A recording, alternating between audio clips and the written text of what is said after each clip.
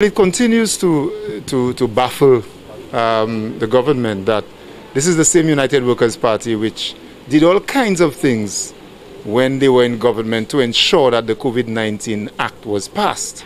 And today they're now saying that the very law which they championed in Parliament is now illegal. Minister for Health, Moses Jn Baptiste, remains resolute on the adjusted protocols, including the stay-at-home confinement hours.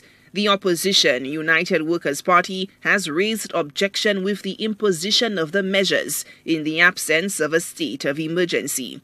They have questioned the legality of the restrictions, calling on the administration to reinstate the S.O.E, which began when the UWP was in office, to effect curfew hours.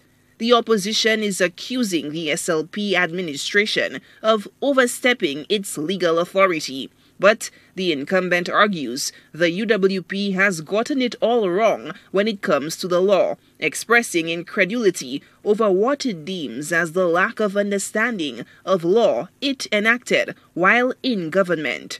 The debate about the legality of what was done, I am sure we are a law-abiding government, and we have said before that we will abide by the law, and we will continue to do what we think is lawful in order to ensure that we protect the citizenry and protect the country. The SLP points out that provisions in the COVID-19 Prevention and Control Act clearly obviate the need for the state of emergency it deems heavy-handed and unnecessary at this time, philosophically and contextually. In October 2020, then Prime Minister Alain Chastanet seemed to have conceded this much on the COVID-19 Act in an October 2020 interview on Out Goes In. You can't find one thing in the bill because these are all the things that have already been in practice under the state of emergency. All that we were changing is the state of emergency as being the authority in which gave the power to do the things that we were doing. And what we did is we now narrowed it. And they know that that is to the benefit of all citizens. Health Minister Jn Baptiste welcomes the input of the legal luminaries in the ongoing debates about the law. Moreover, he says, the current administration remains diligent in the appraisal of the statute and its application.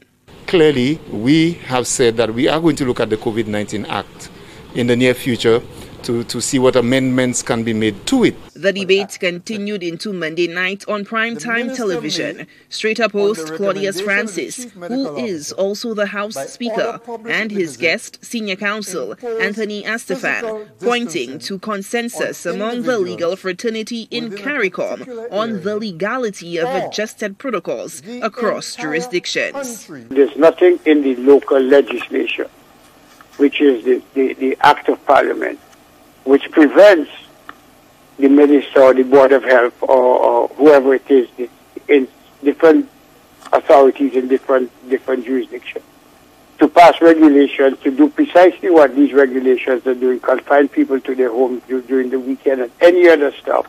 Moreover, Bar Association President Renee St. Rose, in a print media interview, also expressed surprise at the supposed lack of knowledge of the law, taking a swing at the former Prime Minister, stating, quote, "It is unfortunate that the former Prime Minister would issue such a statement when he provided for this power and restriction in the COVID-19 Act and refused to delay the passing of the Act to provide for consultation and discussion on these issues. He does not appear to be suggesting that the restriction is not reasonably required as he is asking for an S.O.E. I invite the former Prime Minister to read Sections 16 and 17 of the COVID-19 Act, Sections 11 and 12 of the Constitution, as he may find that he may need to reconsider his statement." Unquote. St. Rose in part was referring to the now infamous scolding of civil society in October 2020 over their calls for deeper consultation on that bill. And it is the hypocrisy, Mr. Speaker. The government and its proponents argue that the overwhelming consensus surrounding the new protocols is that they remain in keeping with the law of the land. Solange Alfred, HTS News Force.